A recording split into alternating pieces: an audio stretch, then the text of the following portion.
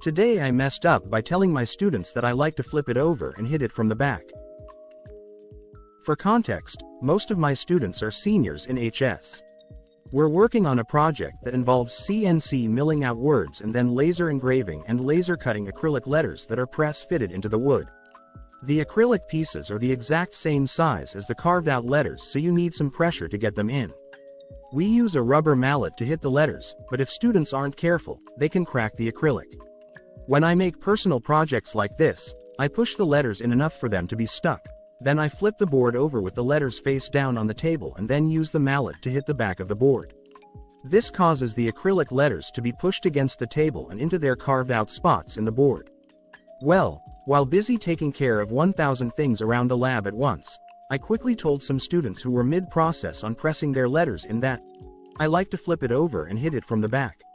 I quickly realized what I said and walked into another part of the lab, hoping that no one heard it that way.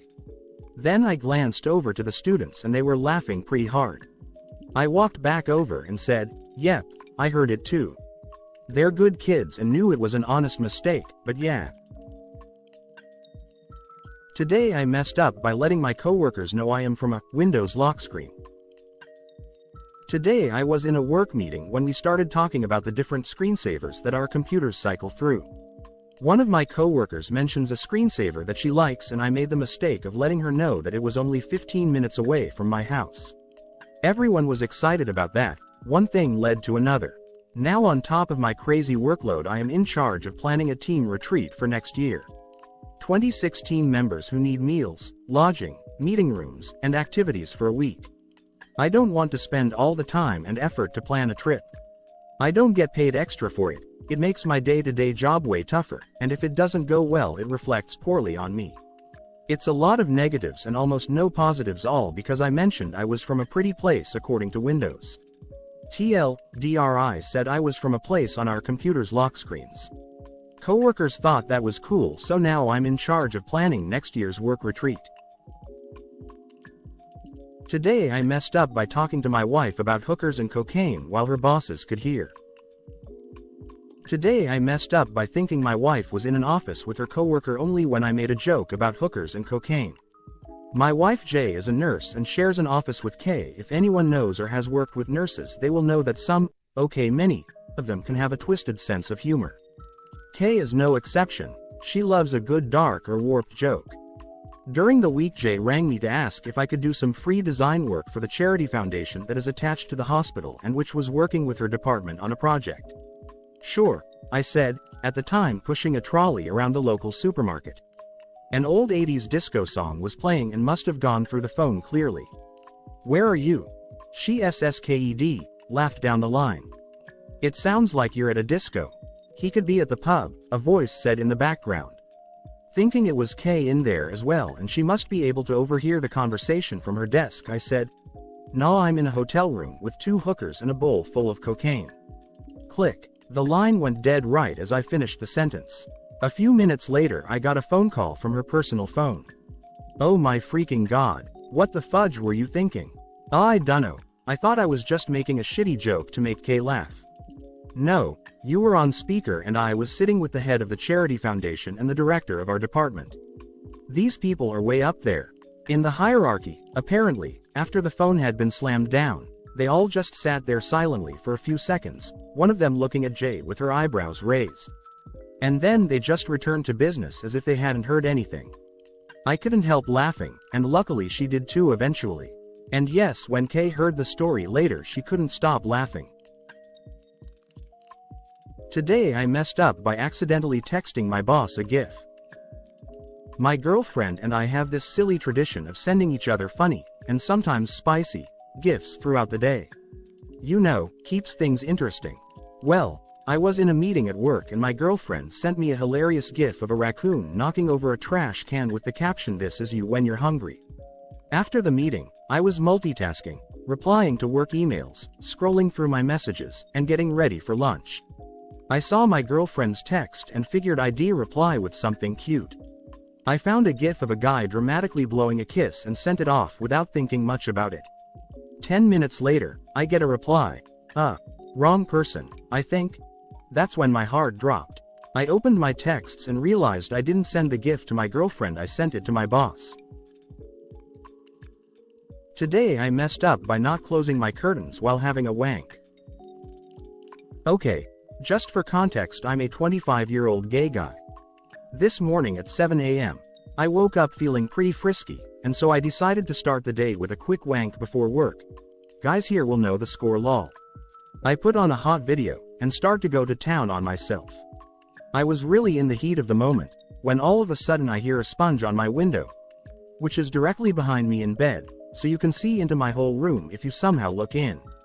Now, my house is a detached one which overlooks a field, and my room is on the 3rd floor, so I don't overly worry about being seen when I'm doing my business. My curtain is usually closed most of the time anyway, but if it isn't, it isn't sort of thing. When I hear the sponge though, I look behind me with my boner in my hand, and there is a middle-aged guy just looking and scrubbing away at the window. I felt intensely embarrassed, and quickly closed the curtain, OFC having gone entirely soft again at this stage. I was annoyed about it for a little bit, and was blaming the window cleaner. Though I'm mostly over it now and I realize I should be more careful in the future when I go to enjoy myself, lol. It's gonna be awkward though when he comes back for the payment, lol. Today I messed up by making things a little too spicy in the bedroom.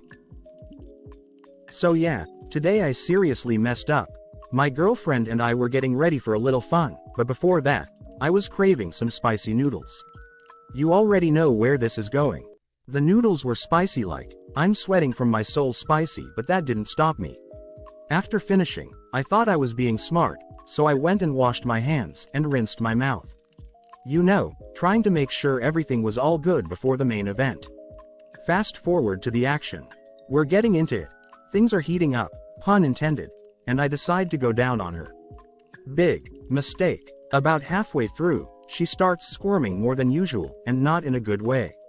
I don't realize at first that it's because my lips are basically made of molten lava at this point. I guess the spice hadn't worn off. She's a trooper, though, and we push through, both of us feeling more than just the regular heat. After we finish, I'm feeling proud but confused as to why she's in so much discomfort. Then it hits me.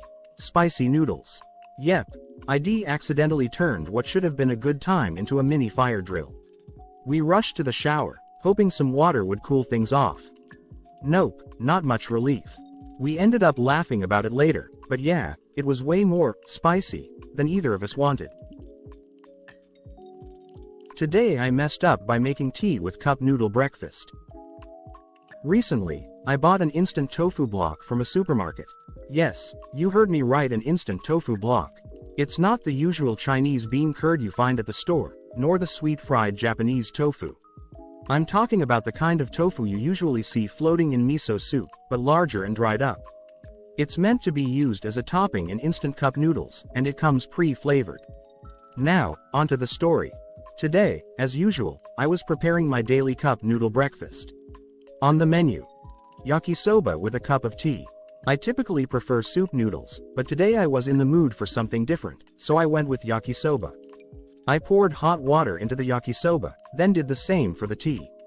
However, in my absent-mindedness, I accidentally dropped the instant tofu block into the teacup. Without noticing, it sat there for 3 minutes. I only realized my mistake after I finished preparing the yakisoba. By that time, the tofu had turned a dark shade of brown, soaking up the tea as it rehydrated. I figured it was no big deal and tossed the tofu into the yakisoba. Well, I was wrong. It turns out the tofu had absorbed more than just the water. It also soaked up the flavor of the tea. Combined with its own flavor, it created something terrible. It tasted like a bitter version of fishy kamaboko, Japanese fish cake, but with more tea and fishiness. The bitterness overpowered the entire bowl of noodles. As for the tea, let's just say it would tasted like the Boston Harbor water during the tea party. More fish than tea. The flavor and texture stayed with me the whole day. Today I messed up by getting drunk and making macaroni.